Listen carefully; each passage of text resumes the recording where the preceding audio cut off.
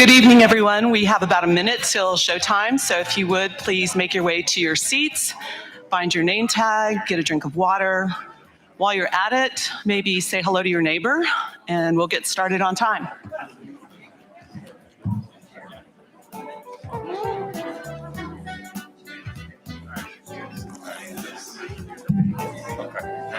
Do I need to wear this while you're within 5 feet?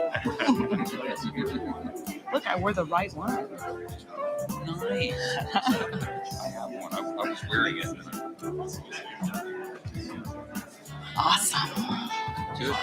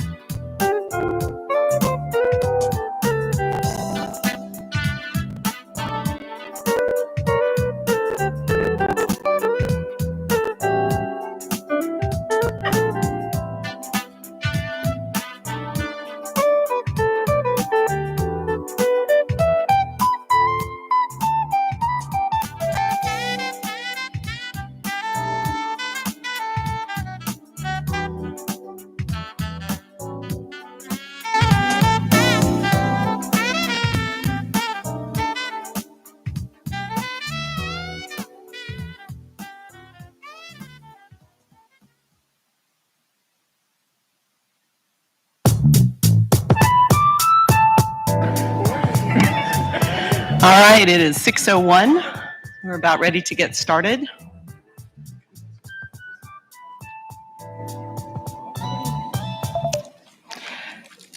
Good evening. I'd like to call the meeting to order. Welcome to the Parks, Recreation, and Open Spaces 2022 Bond Committee. I'd like to acknowledge the interpreters that are present, ASL and Spanish.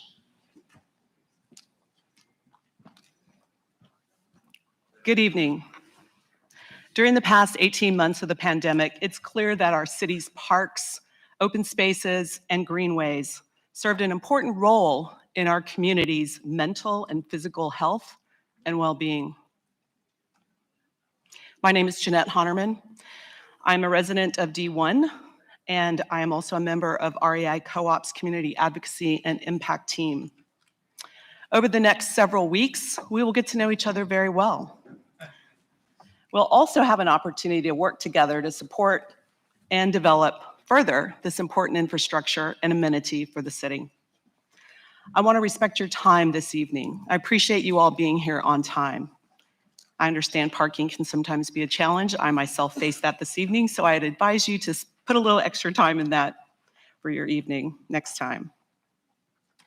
I also want to thank you for your attention to the task before us. Your very presence for the next 2 hours indicates your commitment to this community.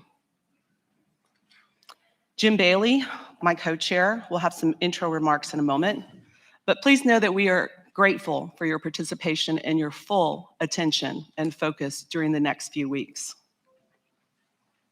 Staff has prepared several presentations for us this evening, and I'm confident that we will all want to make use of this time to listen and to learn.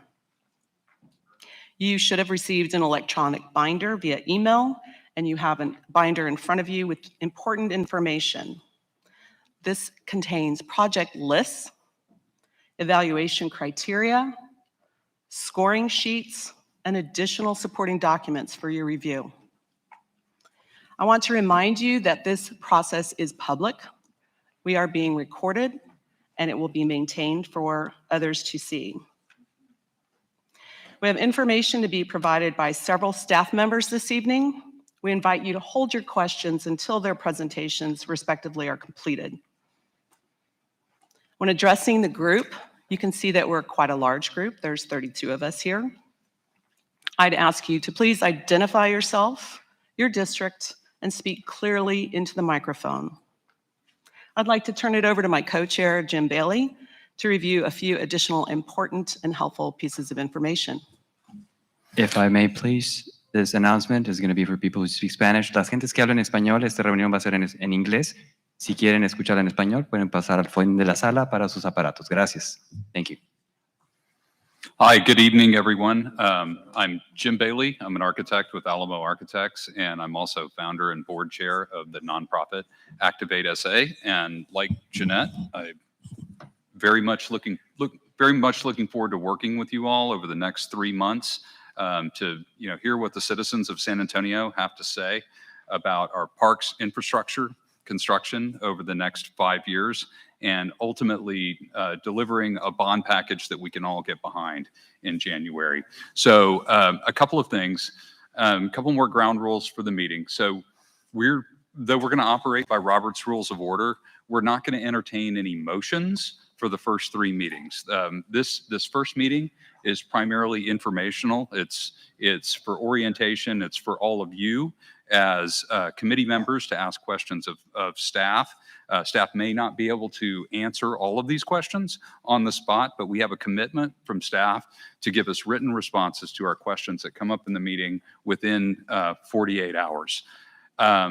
So the following 2 meetings are going to be primarily, though there will be some time for discussion.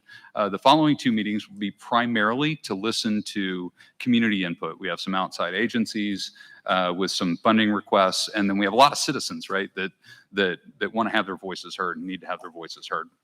So we're going to make space for that. And then if there are things that you might consider making a motion for, right? Things that your district delegation or you as an individual might want to do, let's go ahead and have those discussions in the next couple of meetings. You can sort of signal your intent to get us all thinking about it. But, we're not taking a vote on anything except purely procedural until meeting 4. And I would also like to remind folks that SA Speak Up is live and waiting for your comments. You have questions that come in through SA Speak Up. Staff will also respond to those, and we'll get written responses as well as the questions down the road. So with that, I will turn it over to our city manager, Eric Walsh.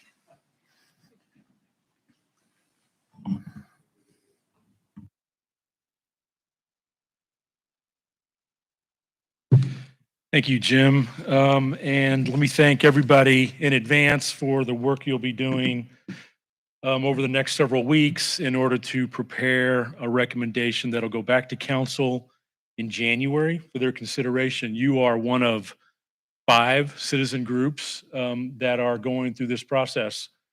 Tonight, Parks and Open Spaces. Last night, we had our Streets Committee meeting. Tomorrow night, we have Drainage. We have a Municipal Facilities Committee and then a Housing Committee. So each of those groups is comprised of 32 individuals and going through the similar process. And tonight is your first night, so welcome. We look forward to working with you. There are a number of staff here. David McCary, Assistant City Manager, will be the primary liaison with this committee.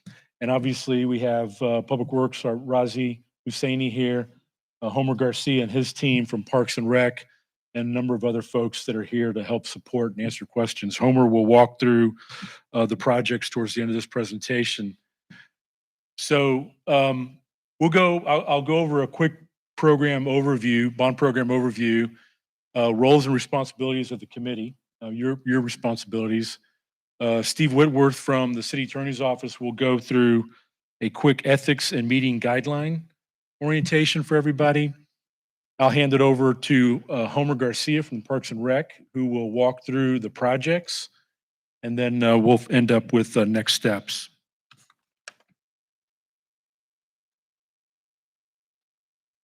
So how did we get to where we're at today? And if you've had a chance to look at the electronic binder, It was emailed out yesterday. There were some late changes that were made towards the end of last week. We started with council and a B session conversation in the spring of this year in order to identify the major pillars. And then that culminated into a B session conversation with the council at the end of September and 2 additional meeting conversations with the council in October. On October 13th, the staff recommended, based on our scoring, based on feedback from the council offices and the policy conversations, recommended a $1.2 billion program in those categories that are split out. 450 for streets, 300 for parks, of which 126 million was linear greenways, 150 million for drainage, 150 million for housing, and $150 million for facilities. One of the policy conversations that we took from the council in our early October conversation with them was a desire to increase the amount set aside for public art. Our 2017 bond program allocates 1% of the bond program towards public art, and the majority of council desired to see an increase. So we've included a 1.5% allocation for public art.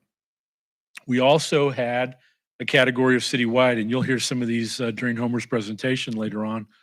For those of you that were part of or may have participated as part of the 2017 bond program, the citywide category was a very large category. And we wanted to be very deliberate and make sure that it encompassed things that were actually citywide. And so we walked the council through that, and part of that recommendation on October 13th was $129 million for those projects.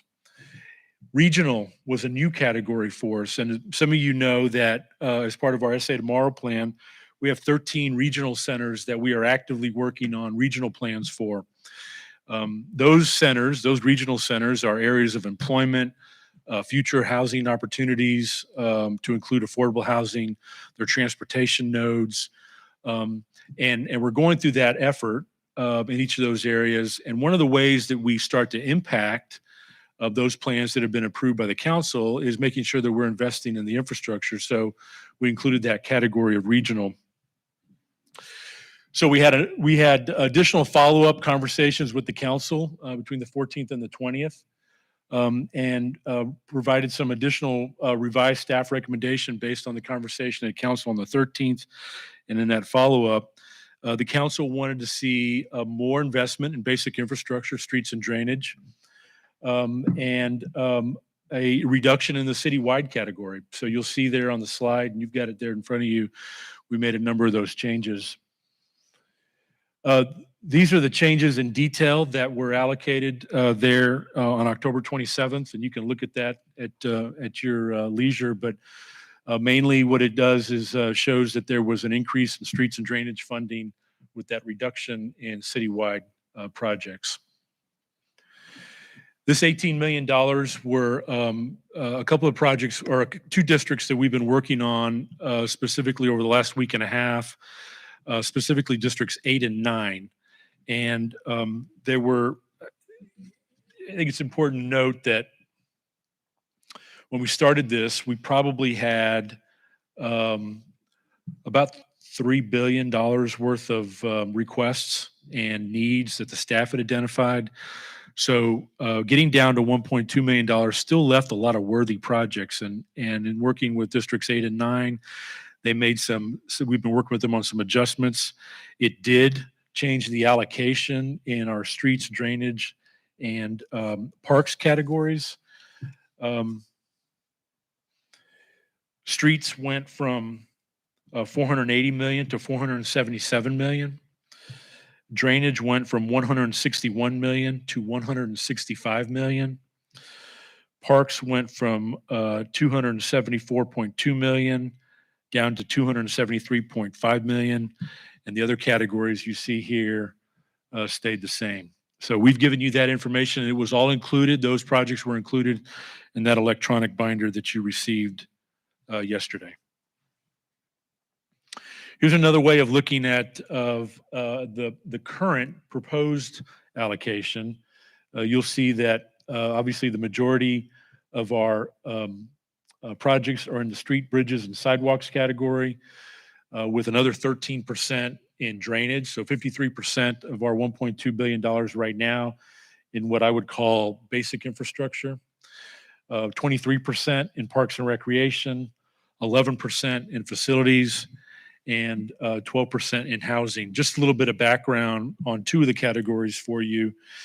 The city has done, we probably have, I think it's 1,165 municipal facilities throughout the city. We were very deliberate internally in reviewing our own facilities. The city's not done a good job of maintaining our facilities, and we wanted to make sure that we looked at not only new facilities that needed to be added, but what needs to be updated in terms of renovations, and frankly, some of the critical issues that we saw that some of our facilities had as a result of February's weather. So this has been a worthwhile internal effort that we've gone through. Obviously, there's probably a lot more need from a facility standpoint, but knowing that we have a plan gives the staff and me an opportunity to figure out how we can deal with those in between bond programs. And then the housing category is new for us. The voters in the May election approved a change in our charter. San Antonio's charter was very limiting, and probably probably the only one of the major cities in Texas. And that's allowing us an opportunity to utilize our general obligation bond program for affordable housing. And so this is a new thing for us. It's not new for the city, but new in terms of delivery through a bond program. And so we are kind of cutting new ground for us here in that category.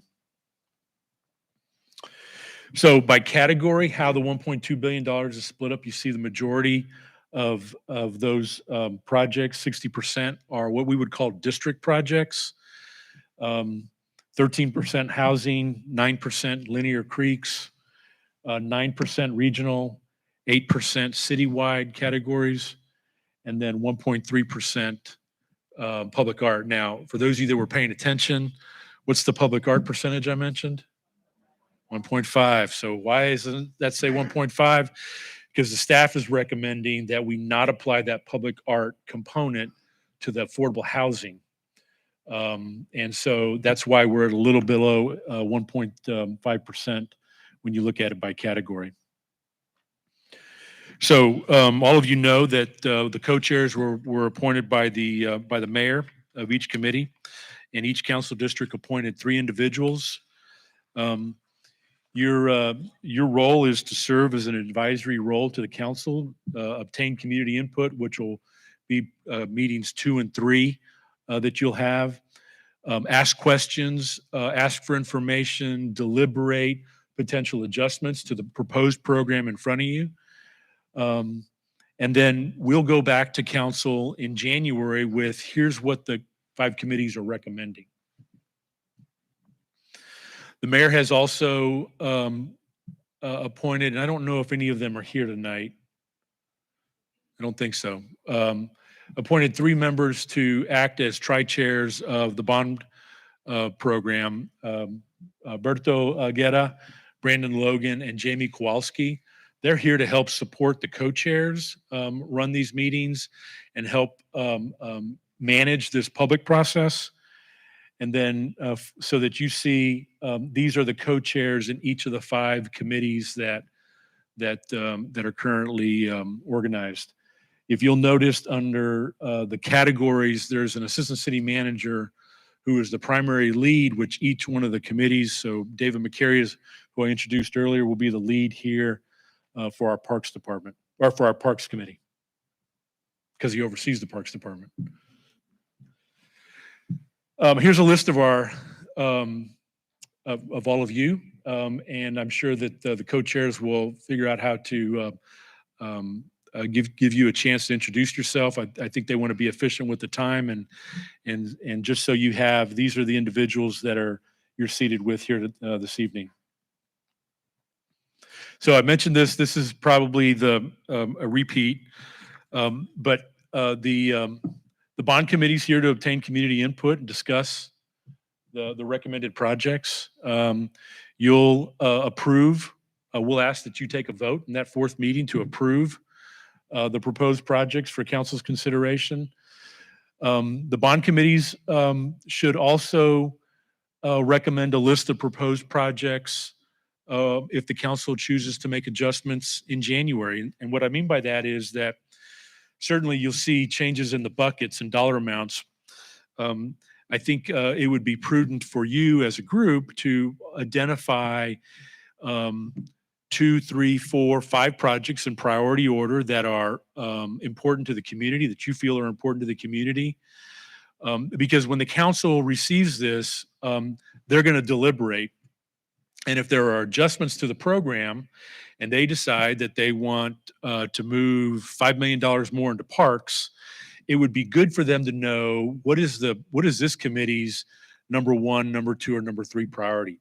It's also good from my standpoint, because even if there aren't any changes, then we know what those priority projects are from the community. And as we go through our annual budget process or other funding opportunities, then we've got an idea of what has gone through that process. And so I think that's an important part that you will undoubtedly probably deliberate at meetings 2, 3, and certainly number 4.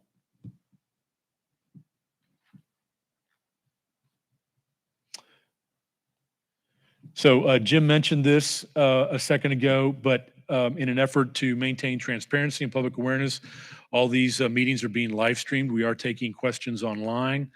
And you will also receive that information regarding online feedback within that 48-hour window. So if there will be questions tonight about information or other projects, through David and Homer and Razi in my office, we will send back to you in writing responses and additional information.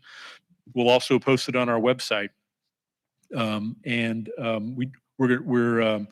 Our commitment is to do that within 48 hours. We've gotten 1 or 2 questions that are going to take us a little bit longer, and we've communicated with that committee that we needed a little bit more time. But we're trying to make this efficient. You are volunteering your time to spend your evenings with us, and so we'll make sure that you have the information as you need it. Jim mentioned this earlier. This is the meetings for each of the groups. So tonight is overview of the projects and kind of meeting protocols, and then citizens to be heard and conversation amongst yourselves over meetings 2 and 3, and then deliberation and action on final recommendations. One of the things that Jim mentioned earlier, we had at the last night's streets meeting was the second meeting, and so there were members of the committee that shared with the rest of the committee their intent to possibly make a motion in the fourth meeting and inquire for additional information from the staff. That's a good practice to have, I think, because now all of you know what likely could be part of the deliberation process in meeting 4. It lets the public know and allows that to occur. This is just a schedule of the meetings. You'll see that you've got a meeting next week on the 16th, on the 7th of December, and the 14th of December. This is our website that has all of our documents, the roster of the committee participants, our calendar, and all documents that we end up sending out to you. It's available there for you. Certainly we will send that stuff to you electronically, but we'll make sure we populate this website so the general public has access to it as well. So our timeline, these bond committee meetings are going to run through the middle of December, December 16th. We are going back to council on January 12th with the recommendations from all 5 committees. The council will probably have a lot of conversation. They'll approve the project list on February 10th and set the date for the election in May, which will occur next year on May 7th. So with that, I will turn it over to Steve Whitworth from the City Attorney's Office to kind of walk through protocols and friendly reminders. Thank you.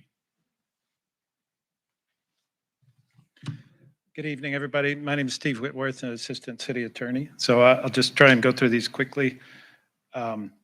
First issue that we need to discuss is conflicts of interest. The City Ethics Code, as you can see there, and the Campaign Finance Code, both of those do not apply directly to these ad hoc advisory committees. They do generally apply to advisory committees of the city, but given the nature and structure of these committees with the vast number of you serving, we're not going to apply the ethics code.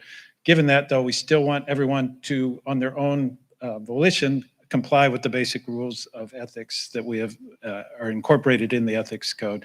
So we would like the committee members to use your own individual judgment in deciding whether to not to, you should be participating in a specific vote. We strongly recommend that you recuse yourself if you feel like you have a conflict of interest. What would we consider a conflict of interest? If you have an economic interest, the committee member, yourself, or your parent, child, spouse, or other close relative, or you have a business in which you have or family member has an interest. Those are the financial interests that would ordinarily be a cause for concern. Again, because the bond committees are advisory, one more detail, the city's general prohibition on not seeking contracts with the city would not apply to you. So you can participate in these and still seek contracts from the city. A relatively similar concept, unfair advancement. You shouldn't use your position here to try and advance any of your private interests, promote your consulting firm or using confidential information. If you were to hear any here, I'm not sure that you will be, because given that these are all public meetings that we're having. If you do obtain confidential information, we would want to make sure that you're not going to use any of that information, again, for any of your private interests, representing any other person, group, or entity before any of the committees. Gifts, we wouldn't want anyone accepting gifts that would be offered to you to try and influence your vote. This is a basic principle of good governance. So use your head. Don't take gifts from someone who's trying to get you to take their position on a vote in front of the committee. You should, you as an individual member should know when someone is offering you the gift with that intent. There are exceptions. You can see them there. I won't read them all to you. Meals up to $50 is probably the most common one, but similar things like that. Meeting protocols. So that was the ethics part. Meeting protocols. The tri-chairs and co-chairs are going to preside over the meetings using Robert's rules as a guide to manage the meetings. And basically, when we say Robert's rules, we're talking about basic parliamentary procedures, which is, if you just follow the guidance of your co-chairs, I think we're all going to be fine.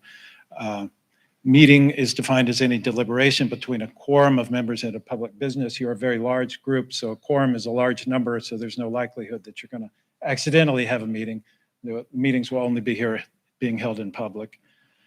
I would note the last bullet there, meeting can include electronic communication, so no conferencing by chain emails going out through different negotiating going on in that way. We would like to have all the discussions occurring here in public.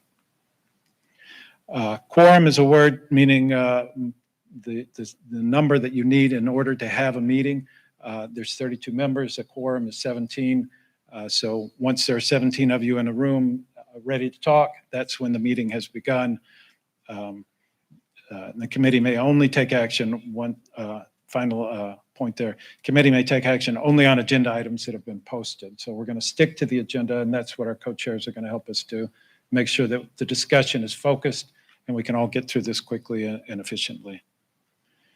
Again, these are all open sessions. The discussion will take place in the open session. The votes will occur in open session. The public will be watching either through the internet or here attending in person. We're going to be having public comment, and the co-chairs are going to watch very closely to make sure that there's plenty of time for everyone to have comments. So they're going to be setting the times for that as needed. And I will turn it over to Homer now. Before Homer comes, I'd just like to check in and welcome those that recently arrived and make sure that there are no further questions about either ethics or meeting requirements from any of the committee members. This is your chance to ask.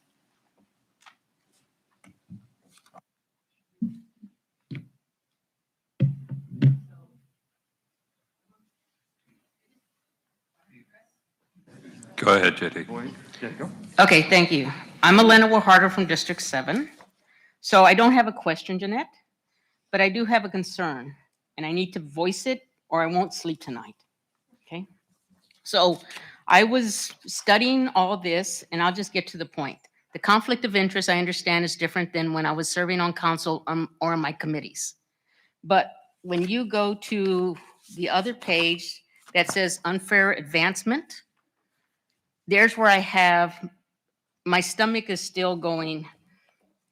When I looked and studied the parks, there is a real footprint about Activate SA in there. And so for our co-chair to be board chair of Activate SA, I just needed to say that I'm uncomfortable with that. It is what it is, but I just wanted to say that publicly and it be in the record. That for me, in the way I knew government, this was a conflict of interest. We're not going through the same, but there's unfair advancement, it's already there. So it is what it is, but I just wanted to share, I'm not comfortable with it. Thank you.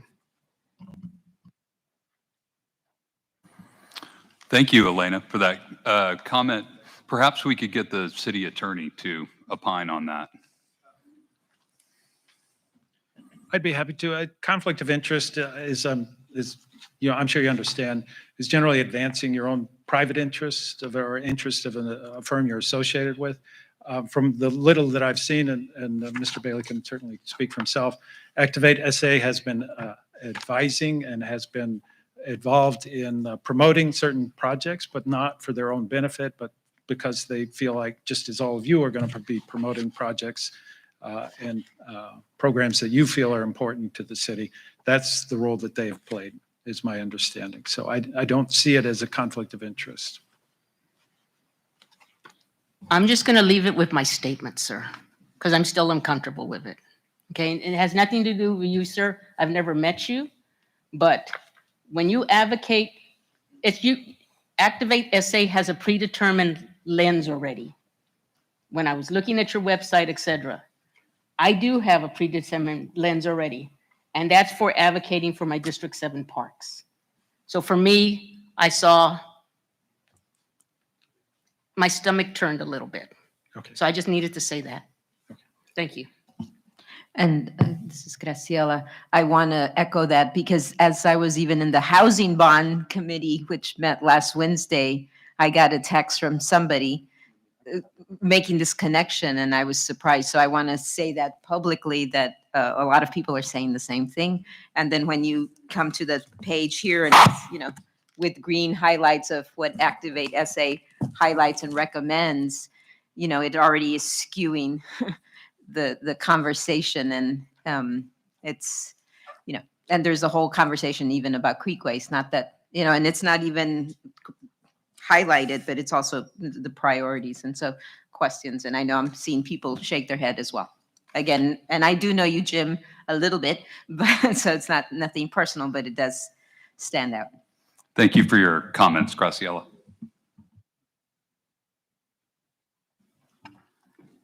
We're going to move on to the next part of our agenda. Thank you. And Mr. Homer Garcia. Good evening, everybody. My name is Homer Garcia III, Director of the Parks and Recreation Department, and I've had the pleasure of meeting many of you and know some of you and others I have not met yet. So thank you for welcoming me this evening. Look forward to presenting this portion of our staff bond recommendations. However, before we get into the actual projects that are being recommended, thought it might be helpful just to provide a little bit of background into our platform and service delivery to the community. The mission of the Parks Department is to provide exceptional parks, facilities, programs, and services to improve the quality of life for all. To drive forward this mission, we are organized in 6 primary platforms. You can see these here, and I won't go through every single one. Recreation services, that's most of our built facilities, our adult and senior centers, our community centers. We also have park operations and maintenance, really probably the largest part of our budget, and that is focused on keeping our parks safe, and clean for the public to enjoy.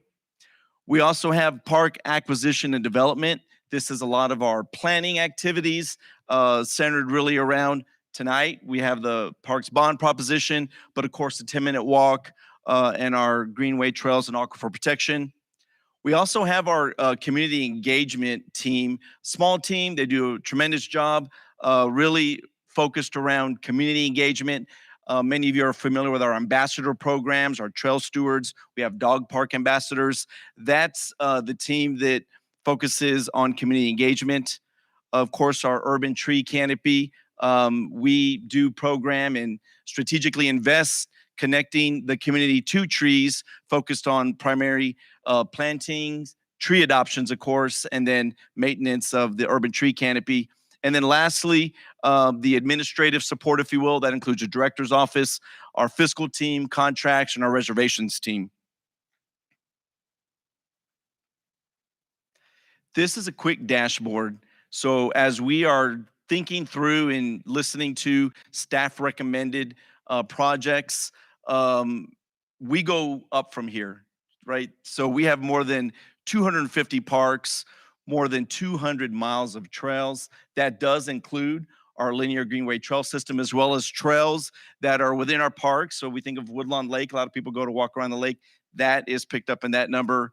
A growing number of playgrounds. We have more than 200 as it stands today. Pavilions, more than 30 outdoor pools and splash pads. And then, of course, a growing number of skate plazas and dog parks. And I highlighted what the mission is of the Parks Department. And I want to go ahead and show a brief video that really, I think, provides a summary of who our team is and all that we do to activate our spaces, as well as the vision for our community.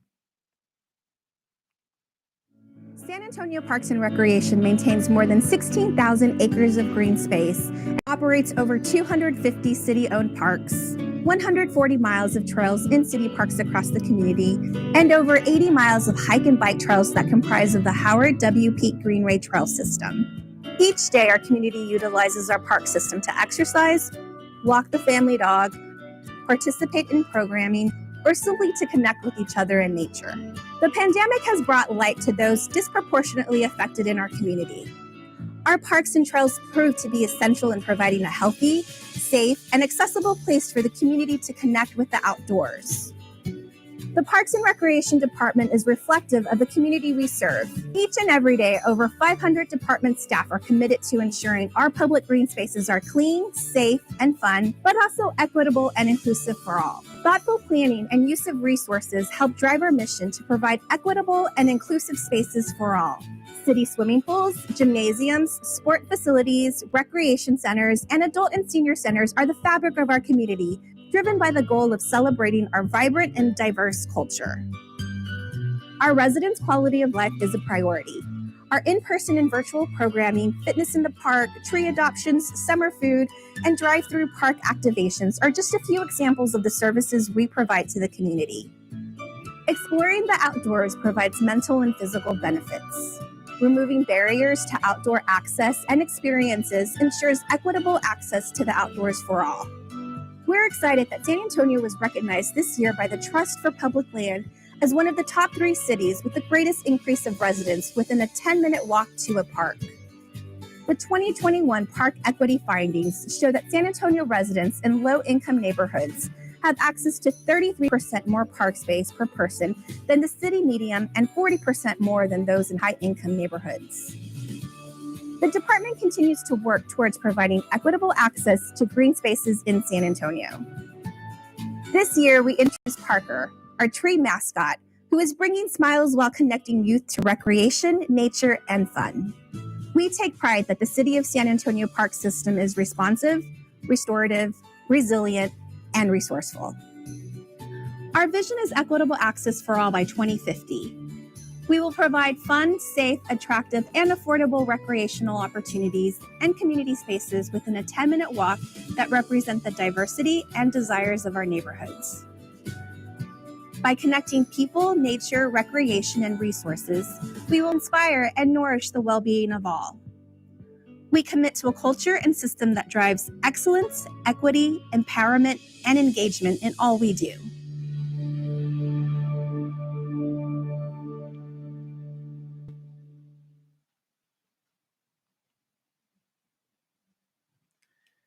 So as you can see, for the projects that we have recommended this evening, there's a lot of tucked into that video. And some of that you see here on the screen, just the guiding principles that have helped us define and formulate a list of recommended projects.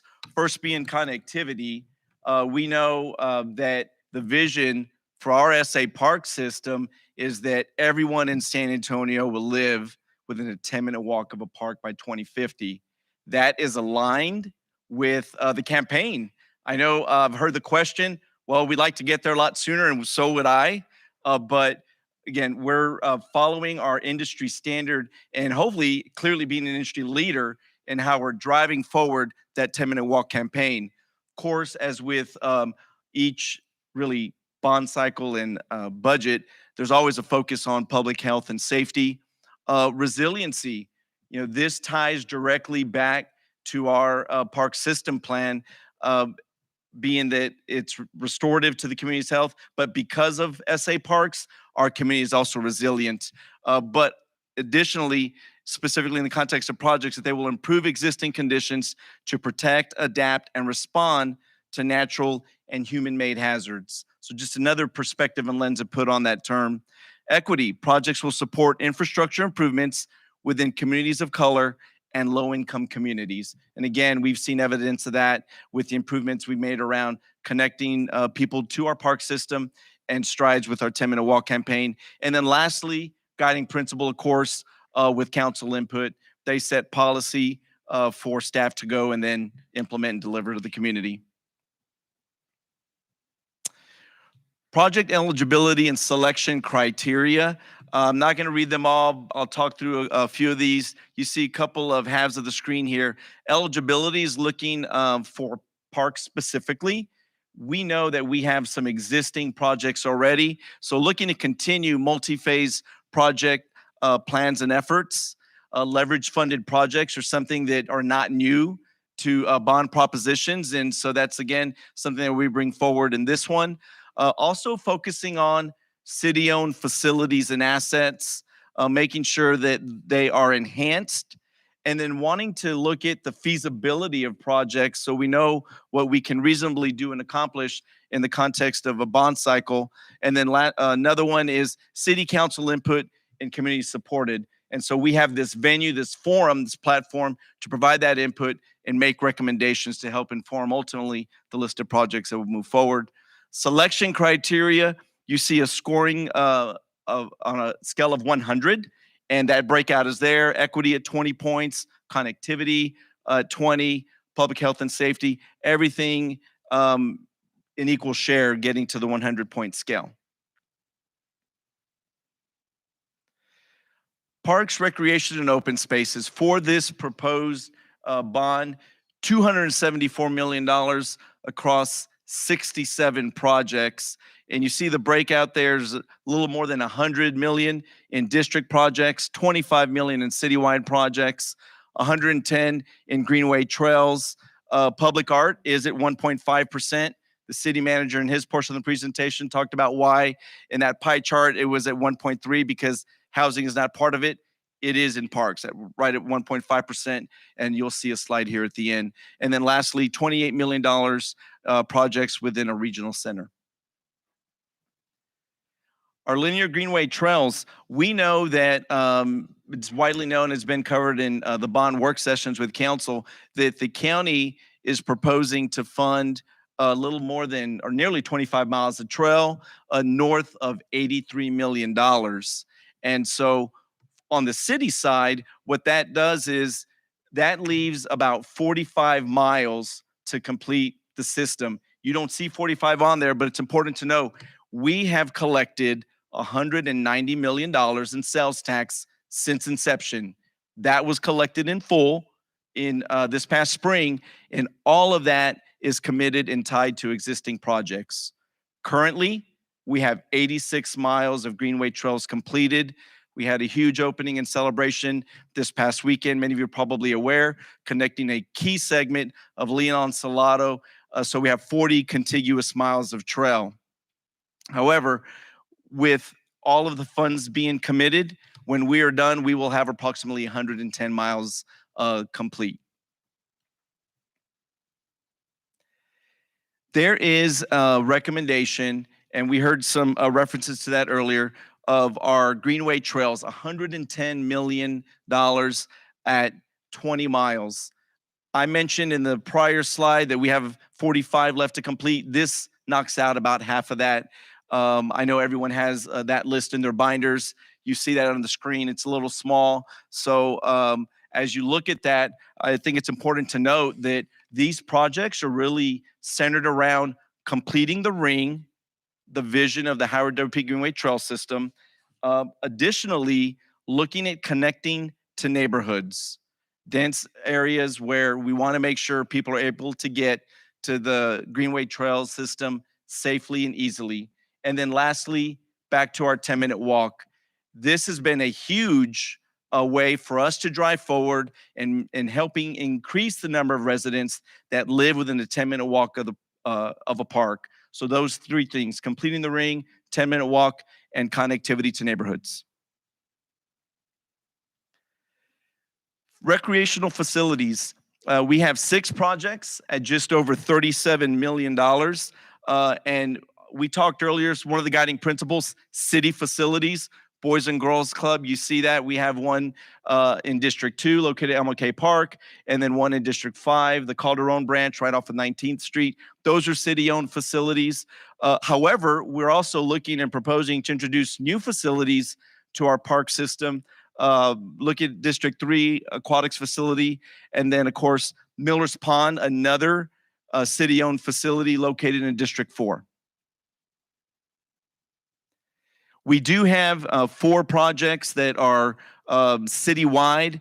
That is Brackenridge Park, San Antonio Botanical Garden. At equal money, we have the zoo on there and Sunken Gardens Theater. And so when we think about Brackenridge Park as a hub and all that, why residents come to visit the park, there's a lot of need there. And those projects, 4 projects at $25 million. Regional center projects, these are tied to SA Tomorrow regional areas. 2 of them, you can see them here, $28 million, 18 for Hemisphere Civic Park, and then the other 10 for a UTSA basketball and volleyball practice facility. District projects, we have a little over $106 million across 60 projects. And you see the breakout there by district. I'm going to go ahead and advance, and we will see this breakdown by district. Each has its own slide. District 1, 4 projects, a little over $16 million, highlighted primarily by a District 1 multi-generational center. But we also, again, talking about projects that are a continuation of already existing planned phased-in projects. A good example of that is San Pedro Springs Park. Here's the Boys and Girls Club again. I highlighted how that is a city-owned facility. But again, wanting to continue the investment to deliver great green spaces to the community through their direct involvement and input. Great example of that is Lockwood Dignity Park. We know that that phase 1 initial development was in the current bond that we're here on the backside of, and this would continue investments in that green space. District 3, 8 projects, just over $10 million, leading off with the aquatics facility that I highlighted earlier. But additionally, one of the things that we've heard through dialogue with council, through the budget process, and in bond meetings is infrastructure for bathrooms and parks. So an example here, District 3 parks, both at Bel Air and Highland, which could potentially go to meet that need and request by the community. And then Southside Lions Park, again, certainly a regional park, huge. People come there from all parts of town, and this proposes $1.25 million for continued improvements at that location. District 4, 8 projects, just under $17 million. We have Arnold Park. which again houses one of the Ramirez Community Center. Additionally, we have Medina River Natural Area. That's further reach of our park system in terms of natural areas. A lot of growth out there. And so this could potentially expand parking, as well as, again, listening to feedback from the community, looking at bathroom facilities as well. And then, of course, Pierce Hall Park, again, another huge regional park, and continuing to support development there.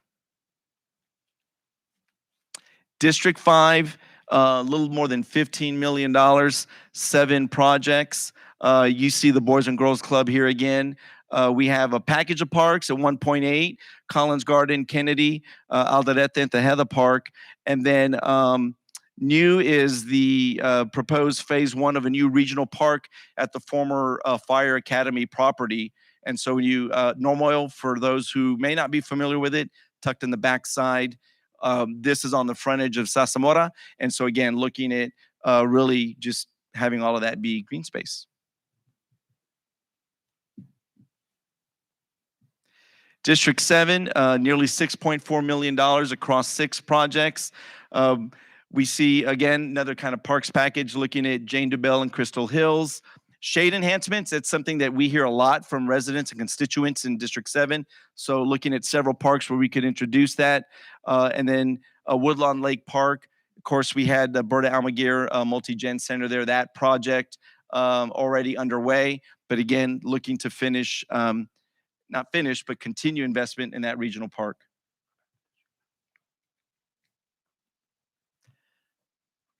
I may have skipped a slide. Thank you, Ryan. Unintentional District 6, I promise. And here's a great highlight, and here's you'll know why. So highlighting this, we have little under $11 million, 8 projects. But like in District 5, proposing a new regional park, intercity regional park. Here, again, looking at a new regional park for District 6, that would be potentially adjacent to our Ron Donner headquarters. And then, of course, Tom Slick Park there at $500,000, and you see a few others there. So again, apologize for skipping over that, but great projects to highlight. There's the D7 slide. Looking at District 8, $6.1 million, 5 projects. Eisenhower Park, we were there just this weekend. It is a hub of activity, and so again, proposing additional investment there. But in the spirit of new parks to our park system, proposed new medical center area park, back to the 10-minute walk. When you look at the Trust for Public Land, that area is really understated in terms of park access and green space. And so this, I would say, is the highlight for this District 8 recommended park projects. District 9, almost $8 million across 4 projects. Clausen-Stubing Park, another example of what is going to be a regional park. It'll be a natural area park, and it is currently under development. It was always intended to be a multiple phase project, and so we're continuing that plan and vision. And then, of course, McAllister Park, again, it splits districts, and so I think you're going to see this twice, but again, making sure that we're keeping up with the demands that come from high use in our popular parks and our regional parks. And then again, Comanche Lookout Park, Friesenhahn Park, Lady Bird Johnson Park at $1 million as well. So 6 projects, just under $10 million. And then lastly, I highlighted earlier, the art is at 1.5%. That would net a little over $4 million for continued investment of public art in our green spaces. Again, we have many of those examples in our community, most recently highlighted by the trail opening this past weekend at Eisenhower Park, connecting Leon and Salado.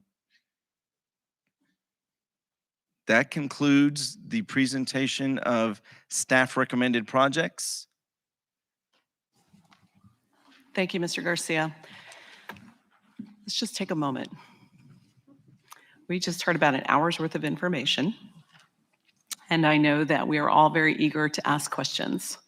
So as we asked earlier, If you would please formulate your question, press your speak button, clearly identify your name and your district, and address your question to staff.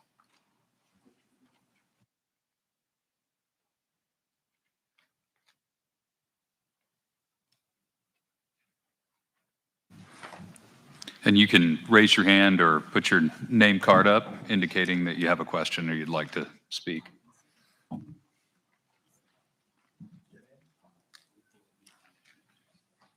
Mr. Barros.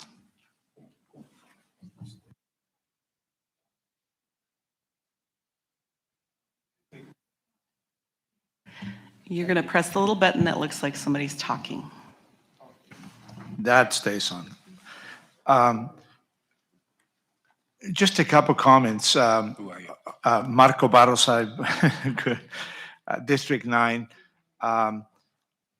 Homer, I want to ask you a couple questions about if we're going to, as committee members, get into the details and the designs in the next couple of meetings, specifics about District 1, 2, 3, 4, because I mean, this anyone can read, but we don't really see the amount of work, design, or the goal, or what it's going to look like. And I don't know if we're going to get into those details. My biggest concern, and I know I'm going to repeat myself to Homer, I've been saying this for several years.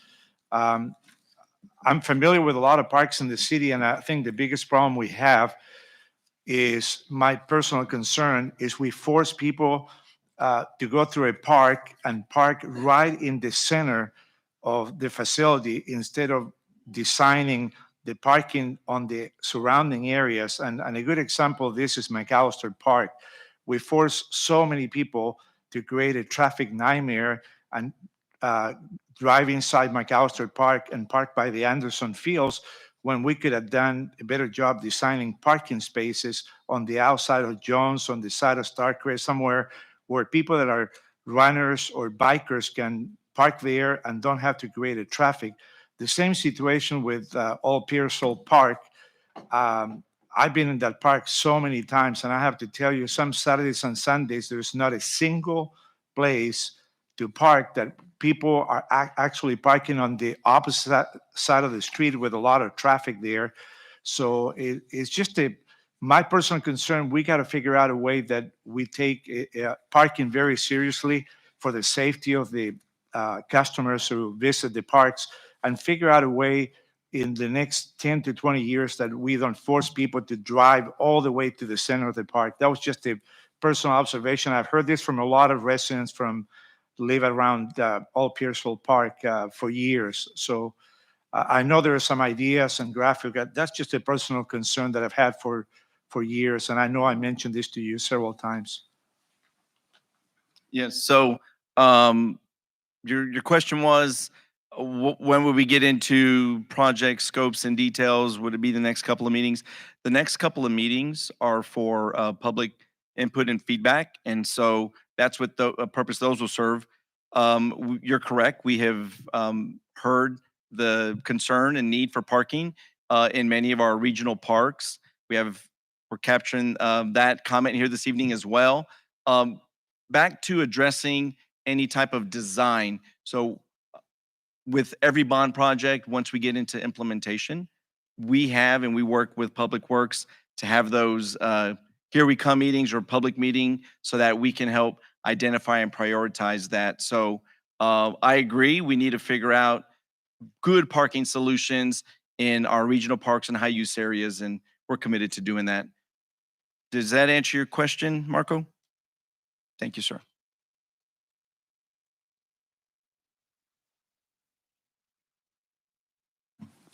Elena.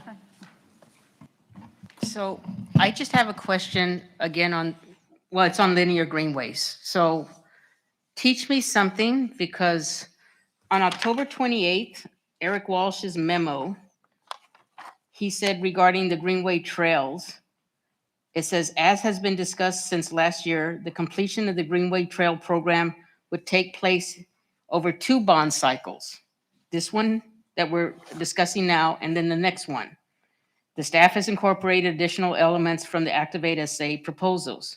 But what I just heard on the linear Greenway Trails slide, that what was left is 20 miles to complete.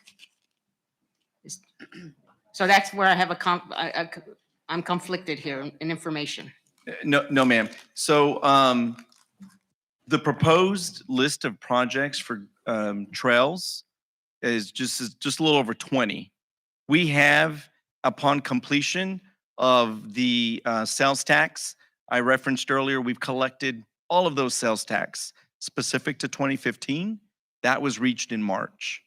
All of those funds have been committed, and we will continue to deliver projects. Upon completion, we will have constructed approximately 110 miles.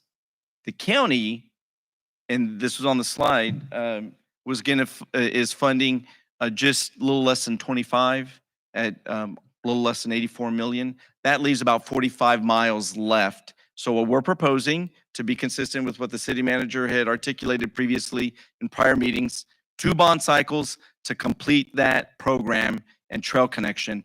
This 110 due in 20, the other half is what we would still need to address. So the 45 in theory is what was left to be still constructed after the county does their part. So in your memo, Eric, no disrespect, but it wasn't a council vote that said we're going to do it in 2 bonds, correct? No, it was not. And for additional context, there was conversations the council had last year prior to putting the sales tax, the ready to work, and via placing the sales tax on the ballot last November, a little over a year ago, about how we were going to, the city was going to continue to protect the aquifer, which had previously been done since 2000 and through that sales tax program, and how we were going to continue and finish the commitment to complete the trails.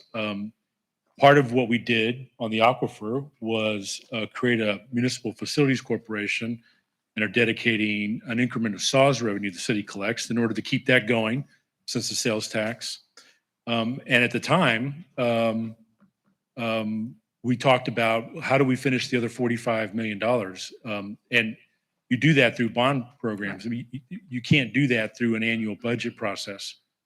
And from my perspective, with roughly $200 million left and 45 miles, it's my recommendation that we do half now and half in 2027.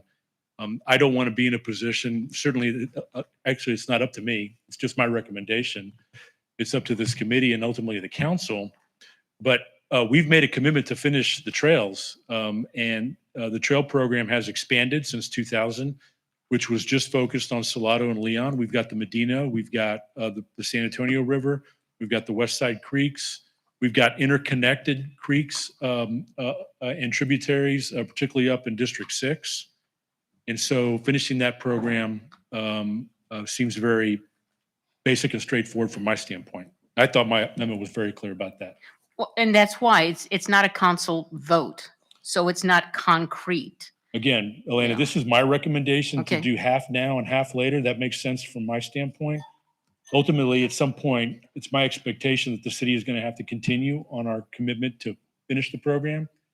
It certainly wouldn't make sense if there's a different city manager in 2027 and we do $40 million right now, and that individual struggling with what to do with $160 million worth of work, somebody's going to ask, why didn't they do half in 2022? But ultimately, it's up to the council. And I agree, it's your thank you for clearing that, because since it's not a council vote, and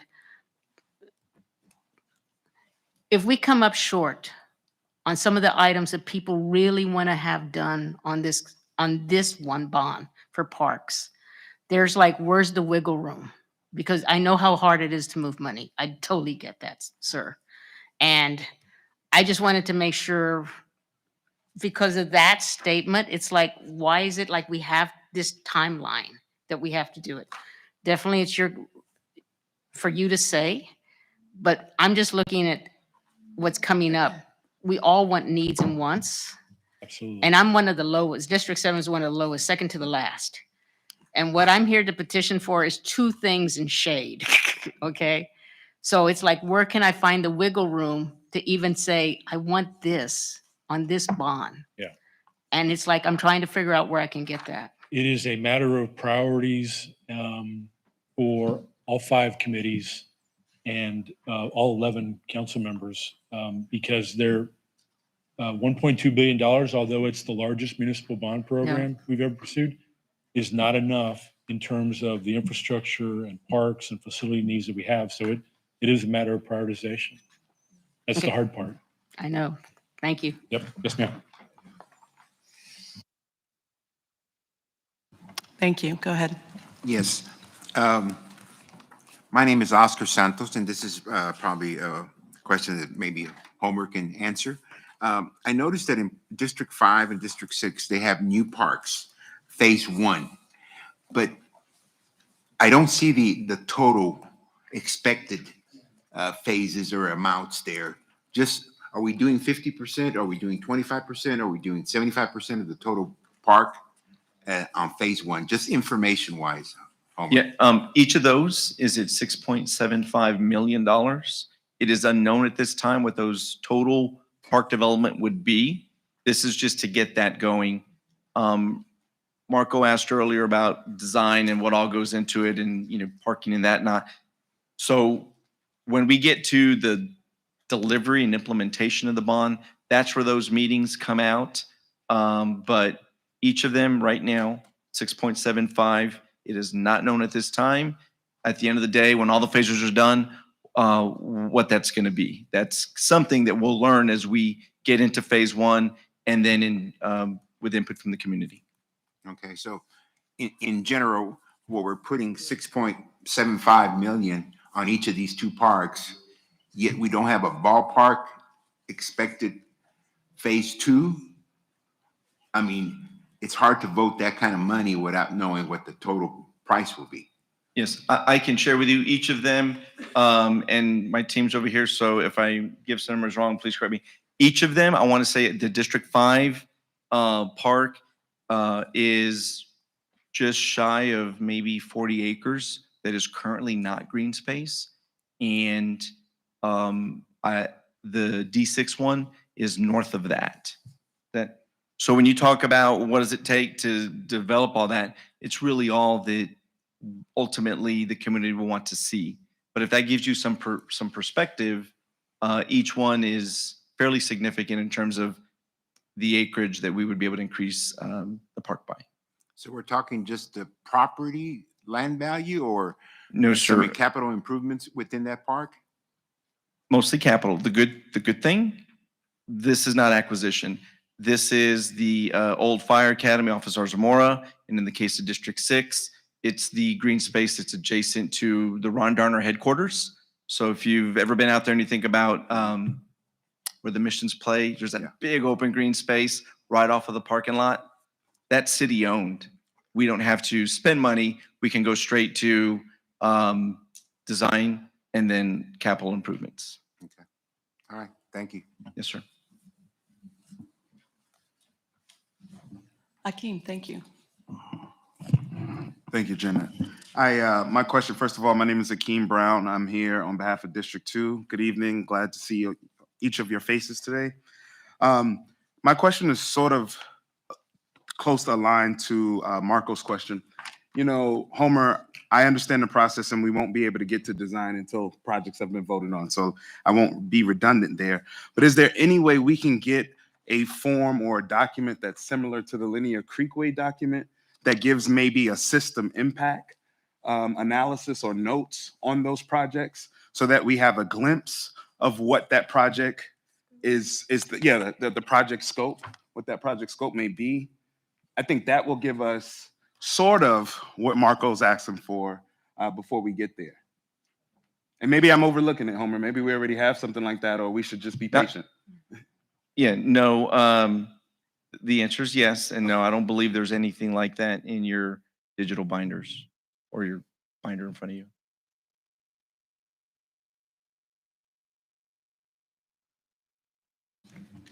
Thanks, Rachel. Patience is a virtue. Thank you. I'm Rachel Bram, and I'm a proud representative of D1 tonight. And thank you, Akeem. I think you looked at my notes. Oh, did I? And stole that question. But luckily, I have two.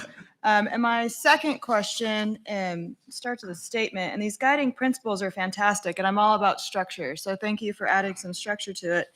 I will say what I'm not seeing is a lens of people and community in here. And I just have a question on the UTSA facility about how open to the public is that facility going to be?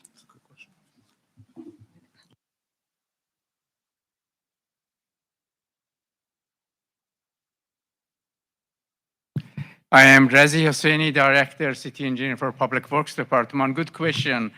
We have been doing a funding agreement for last two bond program, and we will do same thing on any project we are doing for UTSA or A&M or other.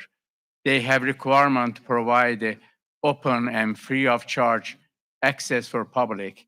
We just built a zoo parking garage not too long ago, which is people can park there free of charge.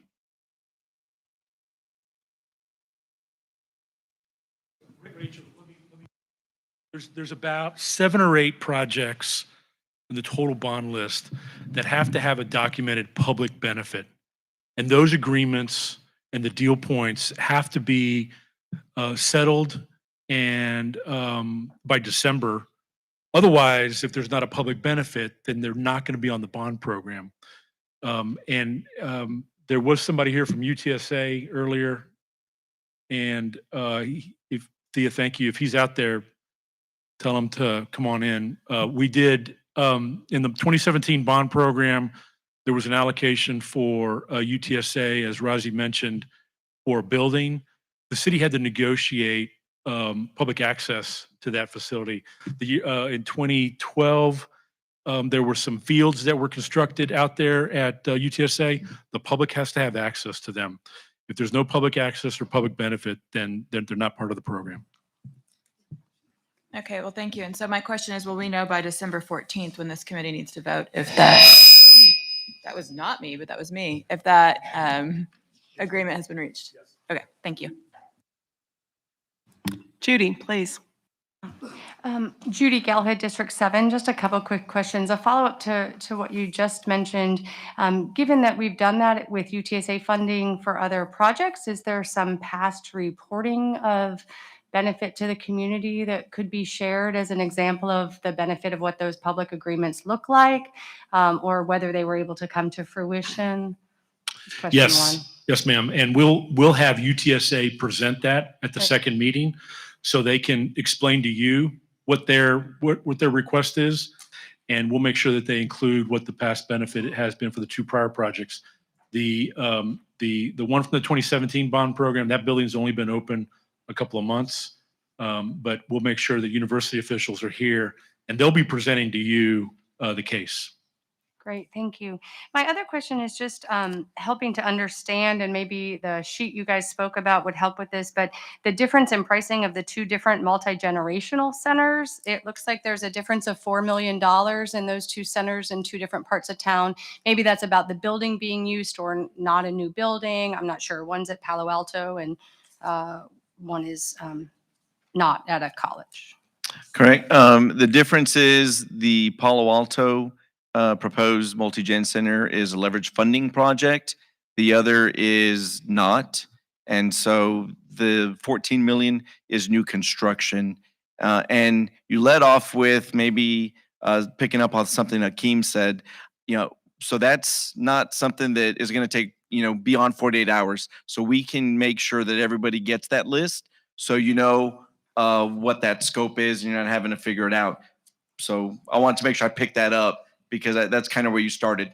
But that's the difference. One's a leverage funding project, the other is not. Both of them, new construction.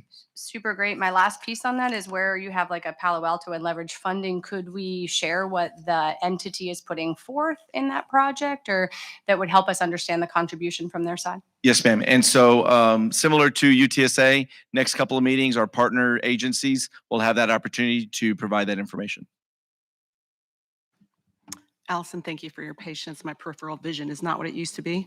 And then it'll be followed by Chuck Saxon, please. Thank you. I'd first like to thank our chair and our co-chair for their leadership, and thank you, Eric and Homework and the Parks Department for all their day-to-day and year-to-year work in our park systems. I have a quick question and a request for just a little more detailed information on the project eligibility scores. Can we please be provided with each project scorecard by the next meeting?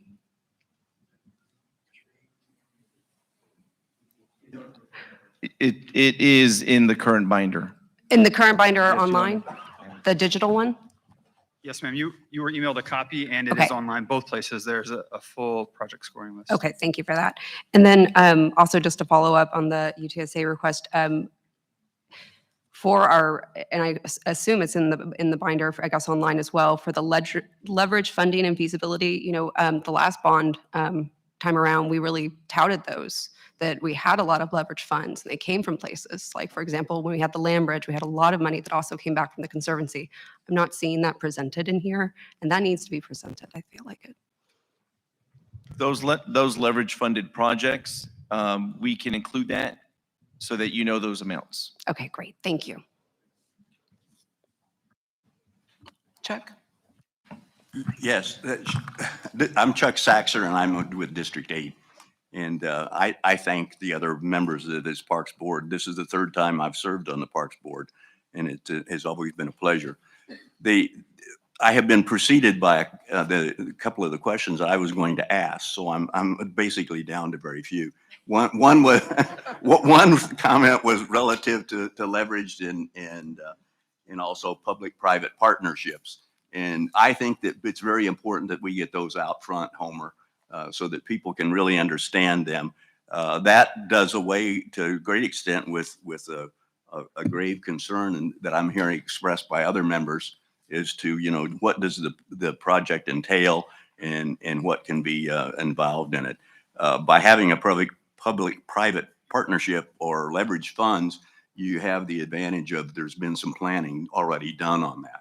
And using the Harburger Park Conservancy, that was the model role that we tried to use, was funding as much as we felt we could to do those basic plans. If you notice that in there's some of the things are just for planning purposes, that can be a plus and a minus. It's good to have the plans, but then once you have the plans, then you have to pay for the plans and get them in there.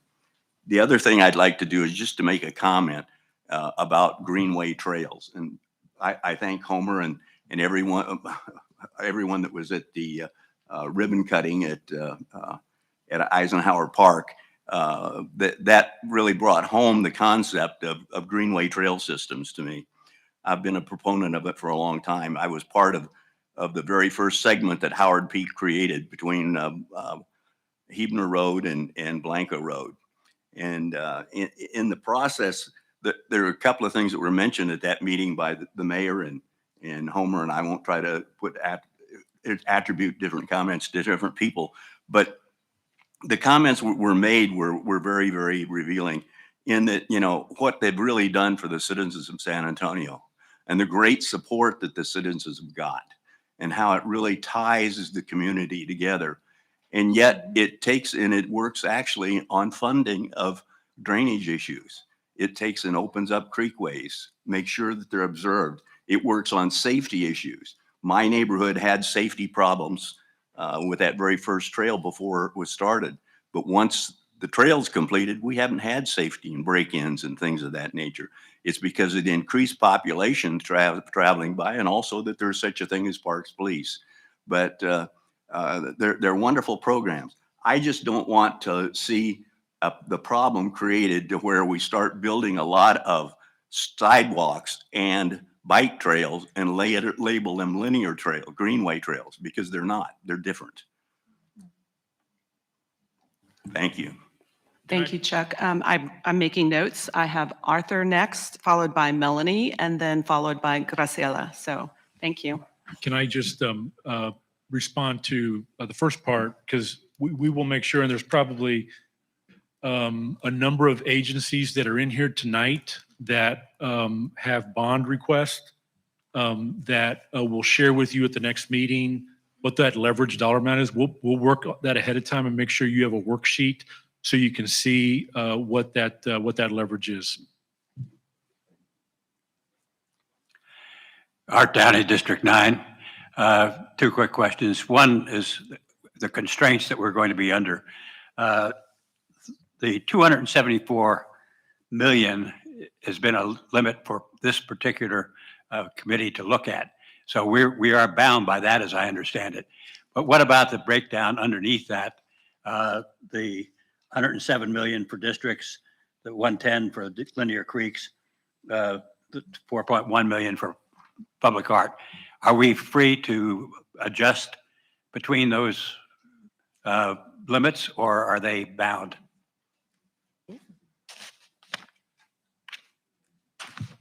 To answer your question, they're bound at this point. That's what was given to us by council, the linear creek component. On the other part, I believe you can move those. Is that accurate? Yeah. Art, I mean, this is, what you're seeing is the starting point that we ended with council to come to these committees.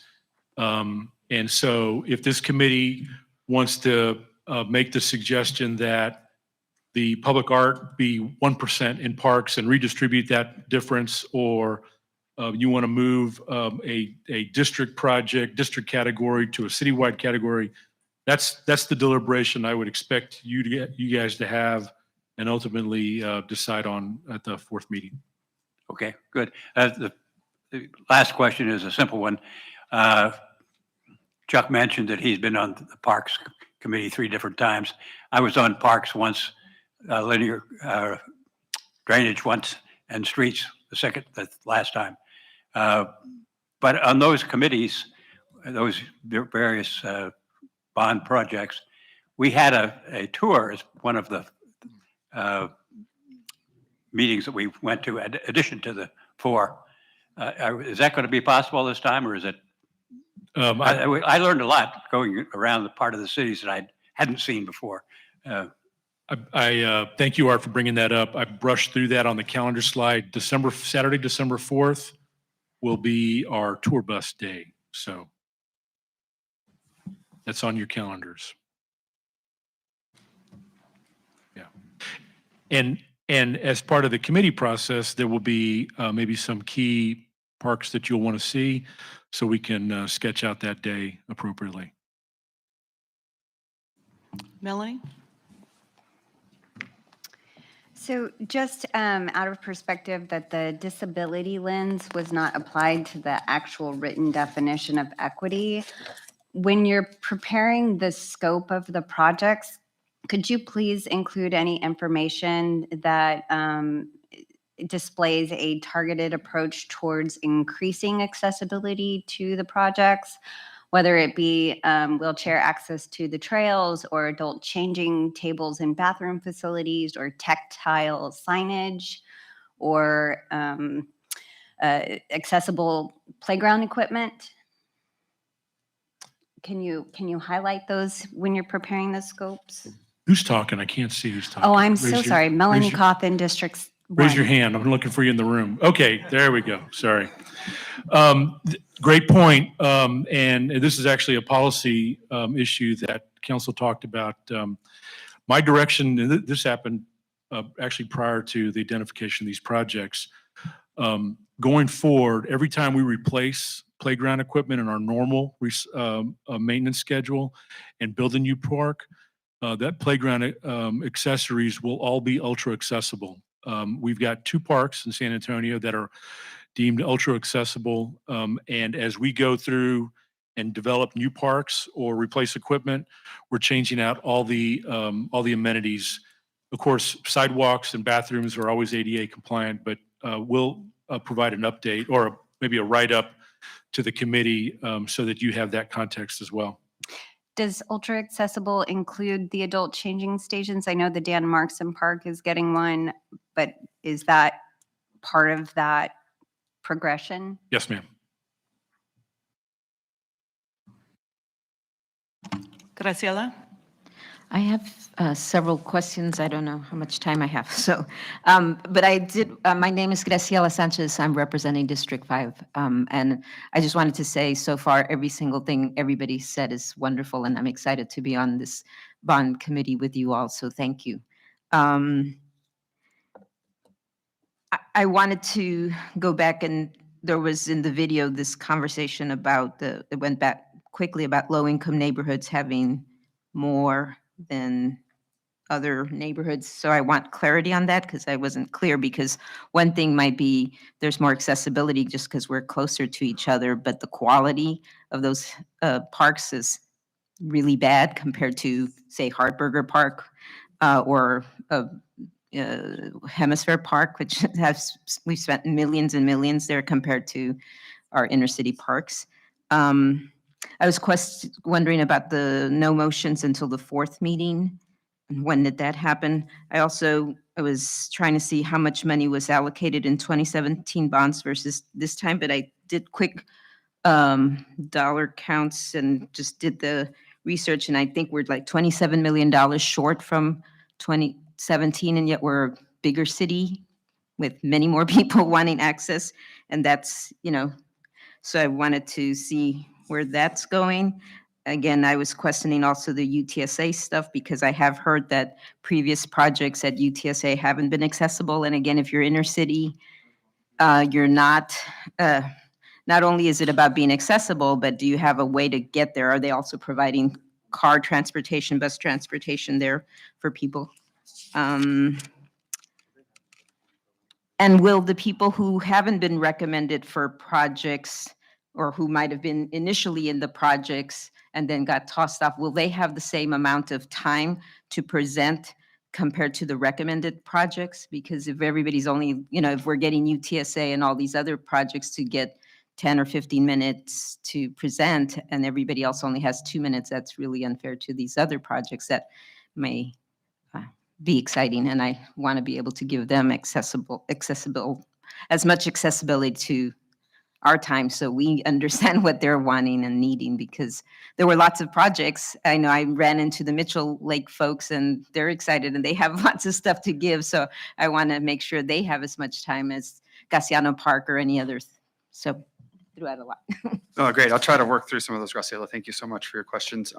First of all, the 2017 information, you should all have full information on the 2017 bond, so you could do a good comparison there, both online and in the bond binder. So if you're looking for that, I can send you a direct link again if I need to. But I'm saying that there is at least $27 million less just in the parks, not including the linear. Yeah, I mean, I think you were referencing if you needed 2017 information, it's there. So if you need us to do a direct comparison, we can do that in the follow-up memo. Absolutely. Secondly, on meeting process, we've advertised to the public what the purpose of the 4 meetings are. So I would just encourage you to think about the resident feedback that you're going to get at the Citizens to Be Heard portion.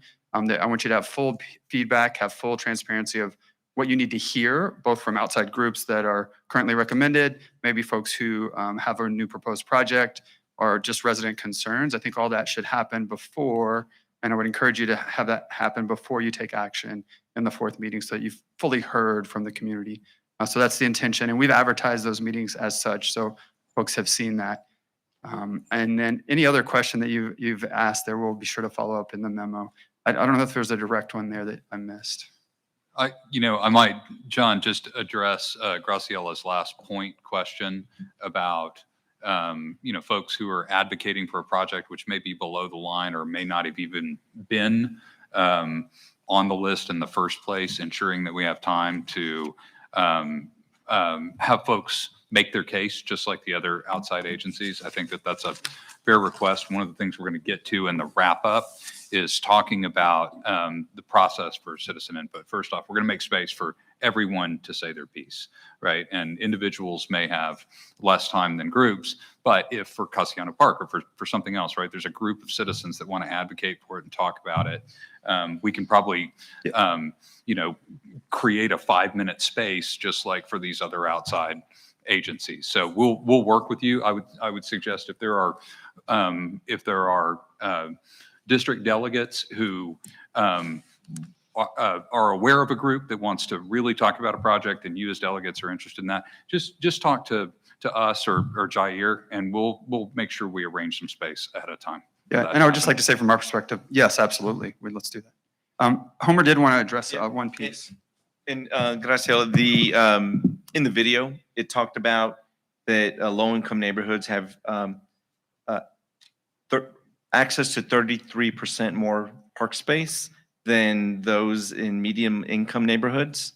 Now, that's just about the access to green space. It's not looking at quality. But message received as Parks Director, it's my job, my team, working with Public Works to make sure that our investments are reflective of what the community wants to see.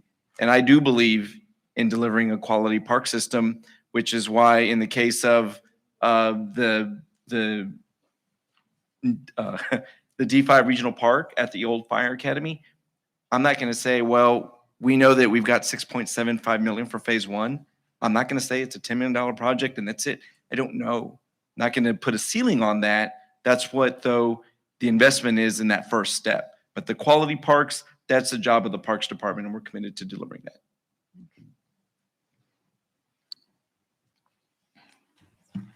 Irby? Thank you. I'm Irby Hightower from District 1. I just actually want to confirm this because I don't think it's in our notebook here. In the electronic notebook, there's a list of all projects that were considered, or all projects, not just the ones that have been scored for the bond. Correct. So there's a large list that we call it the 398 list. It has beyond parks, Irby, so just so you know, but the totality of what was considered headed into this. And I think I glanced at it. Is it organized by districts or organized by, streets, drainage, parks? Is there an organization to it? It looked like it was just a list that you had to kind of go through and try to pick out what's parks, what's streets. Yeah, so the recommended projects are absolutely organized correctly. I don't remember off the top of my head how the 398 list is organized. I'd have to look to recall. Could you just look and Sure. make sure it's If you'd like organized? a certain organization, I'm happy to do it, and we can do that for you. If you want a parks only 398 list, that's Yeah, fine. I think that would help if we could get just the parks pulled out. and then Okay, possibly it was organize- sorted, David's telling me. I just It couldn't is- remember off the top of my head. By district, John. If it Yeah, could be okay. by district, that'd really help. So we kind of know what was proposed for each district. Got and it. What made it into the bond. Thank you.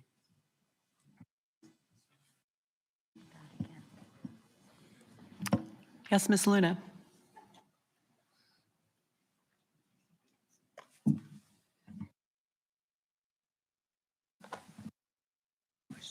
Got it. Yes.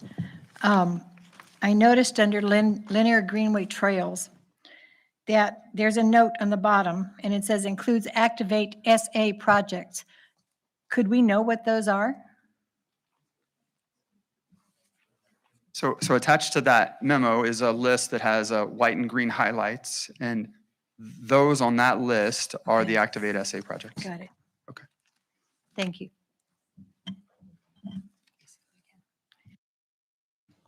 Yes, please. Yes, thank you again. I have one general question. I'm not sure if it affects this committee or not, but to some degree, I'm pretty sure it does. But there are homeless people that sometimes sleep in parks. And I don't know if we're just turning our head and ignoring it, or are we going to do something? Is it part of our committee here, or is it something beyond our committee? Because they affect our parks, and that's why I'm asking the question. What we would recommend for you to is share that with me directly. Let's allow not this process to stop, but to actually tag in one of the departments that should be addressing that as well, just in case we can offer them some wraparound services for those individuals. We would like to touch them on the shoulder to see what we can do for them. But I mean, is it a policy right now from the city? Are we doing anything in particular to help prevent it? Obviously, we can't control 100% all the time, but what is it that we're doing as a city? Yeah, that's a great question. And I'll turn over the mic to Melody Woosley, who's our Director of Human Services and kind of the point organization from a homelessness standpoint, which has changed over the last 18 months. We are utilizing a lot of the federal funding that we received in order to deal with the issue. But let me have Mel talk to you about that. So about a year ago, in December of last year, we released a community strategic plan to address homelessness in San Antonio and Bexar County.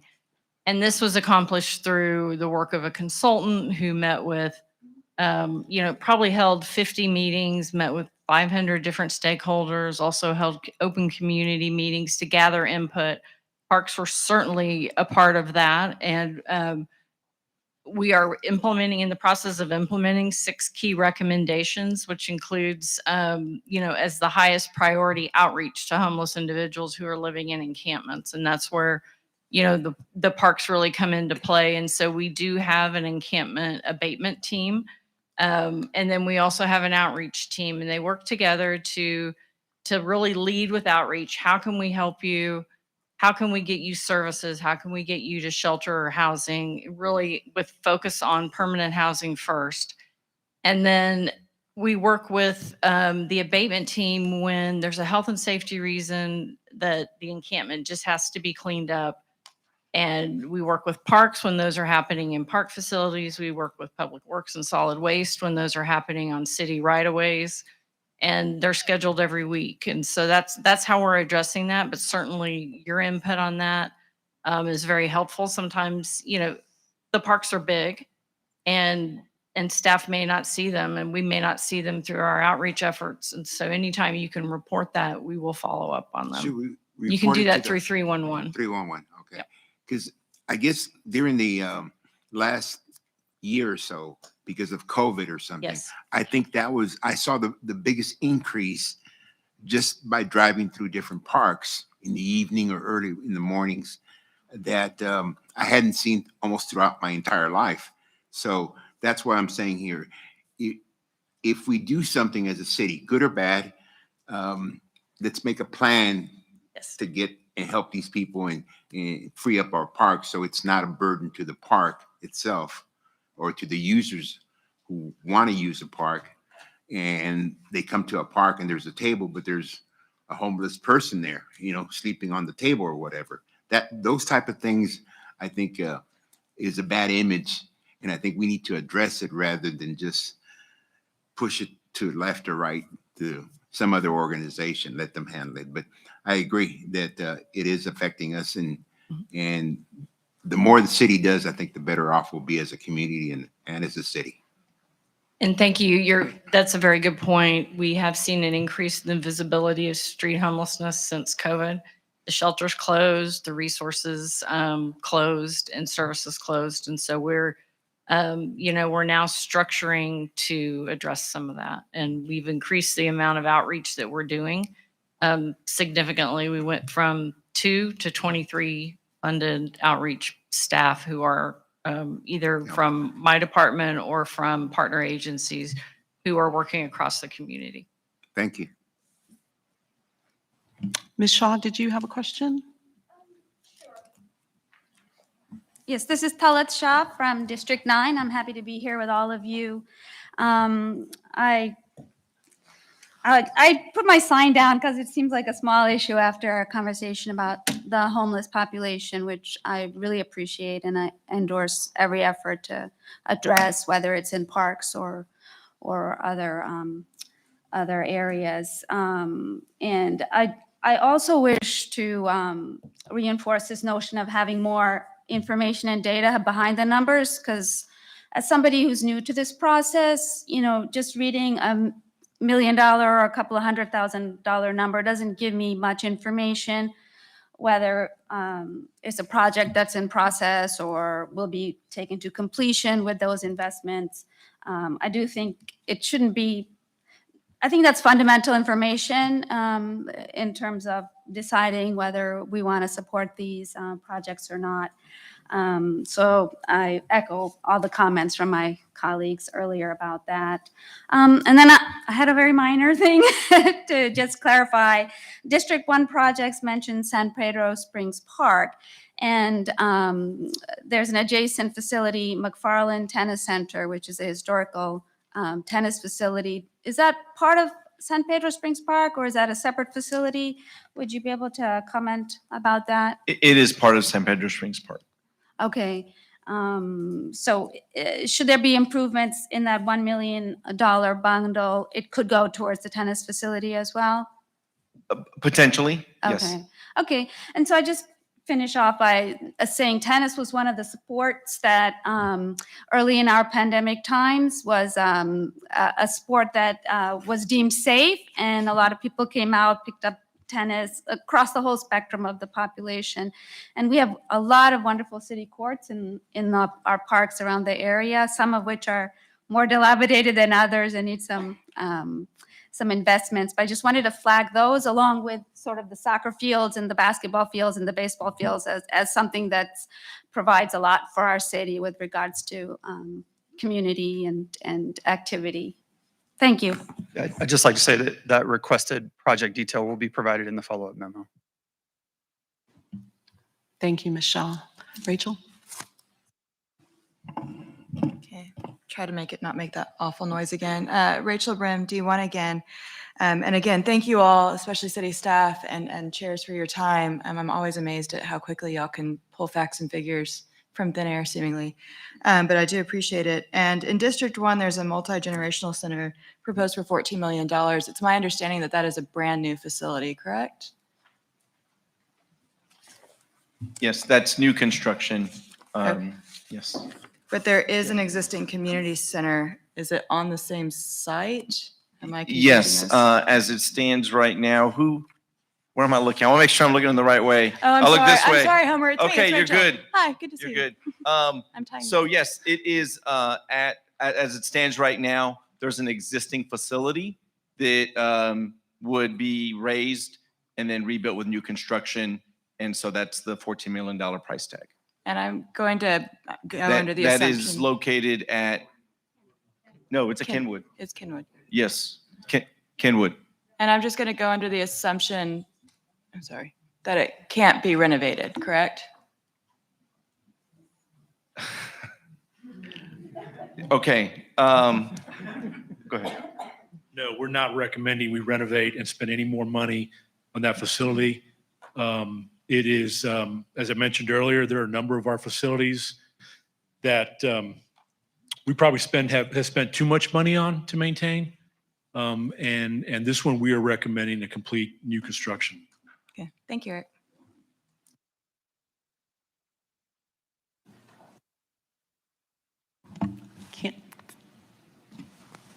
Hi, Otto Garza from District 3. This is either for Eric or for Homer. Eric, Homer, it's my understanding that the Mitchell Lake Improvements Project was once being considered for funding under this bond proposal, maybe even up to the amount of $12 million, but then it suddenly disappeared. It's no longer being considered. Is that true, and what do we need to do to get it back under consideration? Mr. Garza, things don't suddenly disappear. Thank you, Eric. So the Audubon Mitchell Lake project was on the original list for $12 million. There is a representative from SAWS here this evening. SAWS will likely give a presentation on at the next meeting. The staff is not recommending that. I do think that, and not just for this project, but there are other projects that we'll have to identify as leveraged or pursue grant funding. And that may be one, but ultimately you'll probably hear from SAWS. That'll be one of the agencies that Graciela talked about that will want to make a pitch and presentation to the committee for your consideration. And the total cost of that project was $12 million. And the SAWS representative in the back of the room will likely present that to you at the next meeting. There he is right there. That's fine, because we just want to make sure that, the Mitchell Lake project on that side of town is not a District 3 project. It's a citywide project because of what we have available as far as the Audubon Society. It's a world-class birding facility. It offers tours for school-age children, and what better way to offer school children an experience with nature than seeing it on a video or looking at it in a book, but it's a hands-on experience, and there's no charge for the use of the facility out there. And the trails that are available are so close to Medina trails and the other trails in that area, Salado. And with all the development going on with Navistar, Texas A&M, all the housing projects that are coming up. It's just a win-win situation. And we're talking health-wise, talking about 10 minutes away from a trail. What better way to connect the entire city than with our trails existing that we have right now and adding to that side of town so that it doesn't become a District 3 project. It's a citywide project. So we fully endorse something like that to be under consideration again. Okay. Thank you, sir. Yes, sir.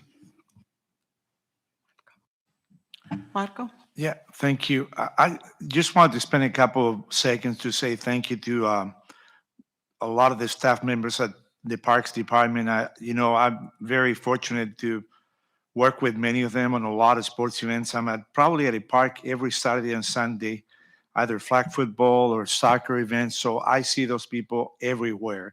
So my personal thanks to all of you. And I would probably forget many, many names, but from Homer to Jackie to Gabby, the staff is just amazing what they do and how they follow up on things, and they meet you and they give you ideas. I could probably mention about 20 different people. I know this past year and a half has been a challenge for many of us, but I got to tell you, I've seen more people in city parks than I've ever before. I mean, this past year, they're walking their dogs and going with their family, having a picnic there on their own privately. So I know that, I don't even know if Homer, if we ever had counts of how many people visit parks. I would be interested in knowing if we could do a count once a year like they do for the homeless camp that we do for the city. So I don't know if we have that research. I have no idea. Yeah, no, unfortunately, we don't have a scientific way to do that, but I think Mr. McCary may want to share some words. No, we just wanted you to know that that's a great idea. We'll take that under advisement to see what we can do in the future. I think knowing what those counts are is something we can circle back to the entire community. Because to me, the parks has been the North Star for our city. So I agree with what you're saying. Thanks. Thank you. Akeem? Thank you again, Jeanette. My question is clarification. It was a question I think Elena brought to the table around linear creekways and the ability to move some funding. I come from the school of put and take. And so I'm just going to be very transparent. I heard the behavior and practice that was recommended to throw out there what you may be thinking, not quite make a motion. But on behalf of District 2, there's a huge concern around the funding for linear creekways when we have several other priorities in our district. And so I heard you, Chuck, loud and clear. But I've been sent here with a clear, focus to really look at how we prioritize some projects in District 2 opposed to the funding for linear creekways. So Eric, if you could, you may mention that there was some flexibility, but there weren't some flexibility. So let's clarify, is there flexibility to talk about a put and take option in regards to moving funding from the linear creekways? What's a put and take? I'm going to pull some money. Oh, pull and take. Pull, sorry, and pull, take. I said put. I heard I've put had a and long take. day. Thank you. You got me. Yeah. So pull and take. So, I mean, ultimately, you have, this committee is charged with having those deliberations and conversations and delivering back to council. Each of the 5 committees, the council ultimately has the responsibility to approve the project list. So, the regional park in District 5, the Mitchell Lake, which isn't on the list, linear creekways, all those projects as a package, you guys will vote to deliver something back to the council. So it'll be up to you guys. Melanie? Melanie Cawthon, District 1. This is just a follow-up, and you might have said this earlier, Eric, but can I get the definition of ultra accessible or the guidelines that outline what that actually means? Yes, ma'am. Okay. I mentioned that earlier. We'll Okay. provide a description Thank of that. Judy? Judy Gelhead, District 7. Can you also tell us what 2 parks those are? I want to go visit them. You said they're ultra accessible. Dan Markson Park, and then, the Morgan's Wonderland, which is the of other one, course. yeah. Okay, yeah. but Dan Markson is Dan the Markson is the only city park. kind of the city model that you guys are looking for when you replace other items. Yeah, it's under construction right now, yes, ma'am. Oh, under construction right now. Okay, got it. Thanks. And then on the numbers, you talked about possibly tracking numbers of usage for parks. Could we ask the same and see if there might be some ways to do that for greenways? We've been talking So, about that in our Yeah, group. and a couple things. And then, and Art Downey would know this, Steuben Park, currently under design, is going to have a playground. You talked about ultra accessible. That would be another one. So, but that's under construction as well. Okay, so wanted to make sure we, that's on record. And you talked about trail counters. I'm looking off my phone so we can include this in some follow-up information. But we do have trail counters on our Greenway Trail system in some locations. And I'm just going to throw out some numbers for you. But again, you'll get this, so you don't need to, we'll follow up. In 2019, we had 268,785 people on our Greenway Trails. That's pedestrians and bicyclists combined. In 2020, nearly 460,000. And then 2021, year to date, that's over 141,000. So we do have a way to track some level of that. And then, so we'll provide that in writing, but you have that as well. You had a follow-up question? I'm sorry, I just missed the name of the third one that was mentioned. What was that third entity? Steuben Park, District 9. And it's currently in construction, and it'll have a playground. So back to the ultra accessibility, providing that definition, that would be another one that's online and come online very soon. And again, these are in District 8 and 9, all these? Dan parks? Markson Park is in District 8, Steuben is in District 9. Yes. Again, just. Yes. And then to the city manager's comment earlier, it is policy for parks as we introduce new playgrounds into our system, whether it's through the bond or grant donation or what have you, that is part of the design. So we will continue to see these amenities, ultra accessible amenities proliferate through our park system, citywide. Thank you, Chuck. Yes, I would like to just mention that for those 2 parks, Steuben and the other one, they both are private-public partnerships. So it's a little bit different category than just saying a normal park. So just be aware of that. Both of them have other things, other organizations that are contributing to it.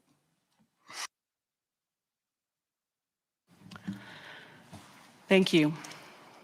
It is 7:52 and time has flown. I knew as soon as we got started with questions, we would have a lot to talk about. So I appreciate that your thoughtfulness and the questions that you've asked staff and posed for your fellow committee members to consider. As we get ready to close down the first meeting, I want to remind you that our service on this committee is as an advisory committee. Your role is advisory. It is to receive community input. It is to consider potential projects. It is ultimately to recommend a final list to the City Council for the 2022 bond program with a list of projects below the line for Council. So you will have an opportunity to do that. I'd like to remind you of the ethics and meeting rules and guidelines that were provided to you by the City Attorney. And I also want to make sure that your calendar has the next date, which is next Tuesday, November 16th at 6 p.m. Are there any final closing thoughts or comments from any of the committee members before we close and Mr. Bailey sends us on our way?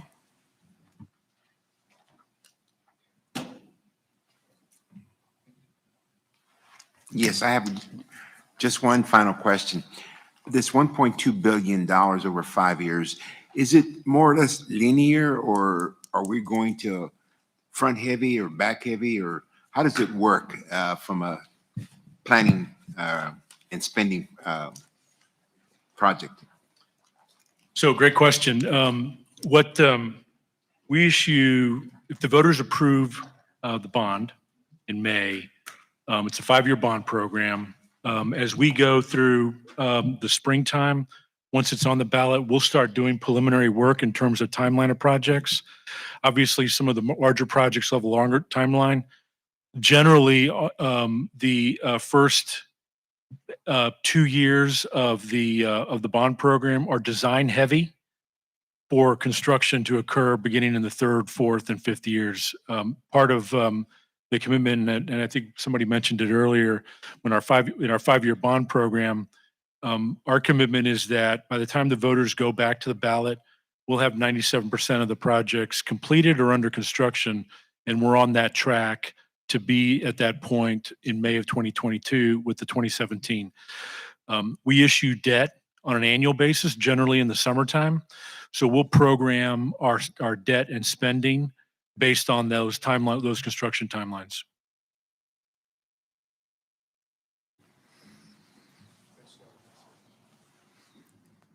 Thank you. Graciela? Yeah, I just wanted to continue to follow up. Again, my concern, as we've heard over and over, the city's growing another 1 million people by, whatever year, and, all this reason to increase budgets. And so I'm surprised, even though there's $274 or $273 million set aside for parks and linear creekways, it's still $27 million short from the 2017 bond. So I'd like to see if we can access more of those monies and where that comes from. Because when I see $700,000 or $800,000 for any park, I mean, Esperanza is building a rinconcito in the west side, and our landscape for a very small area is $700,000. So when I think of that in terms of a park, that's nothing. Is that so I just think we should figure out how to get that $27 million back and more if possible. And for us to think about that and to kind of push and see where we find those dollars.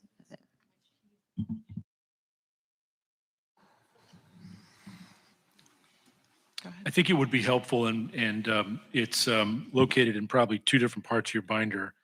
And we'll do maybe a separate sheet to address the issue that Graciela is bringing up.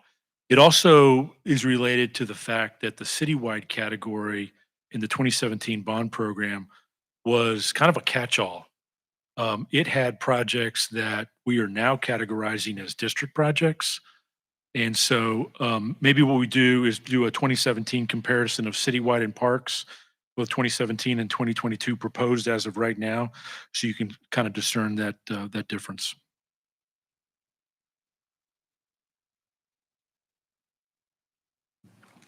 Okay, thank you all. We're running out of time. So if I could just, Homer, just in recap, it seems like we heard from a number of our district delegates that what we would like to see is some more clarity on scope. We understand that not all these projects are currently scoped out in detail yet, but a little more scope so that everybody can make a judgment about whether these proposed projects are the priorities of their district. Furthermore, what I'm hearing is folks would like to see the list of projects below the line categorized by district with that same scope description.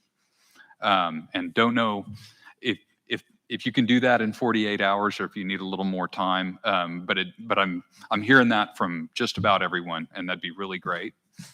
Yeah, we should be able to do that in 48 hours. Okay, thank you, David. All right. Well, we're about out of time. Couple of more minutes. Thank you all again for this wonderful discussion. It's great to hear from everybody, hear your priorities. I'm very much, like Jeanette, looking forward to the next meeting where we get to hear from our delegate agencies and from our outside agencies and from the public at large. So if I could, just your attention, please, just one more moment. We're almost done. If I could get you to think about projects that aren't on the list of recommended projects at the moment that residents of your district or groups feel really passionately about and would like a little more time to speak about it, we can certainly arrange for that to happen. But I would ask you to kind of contact us ahead of. We've been contacted by a number of groups who say, well, we're going to bring 75 people in to talk about X, and we're like, whoa. We want to give you the space to speak, but we also don't want to be here all night. I think that's it. And again, look forward to seeing you all next Tuesday, same time. Oh, Jeanette. I noticed there was somebody on this side that wanted a moment. Yeah, so the nameplates will stay here. The binders can go with you. The binders That with is you. your information. Thank you, and we'll see you on the trails and at the park.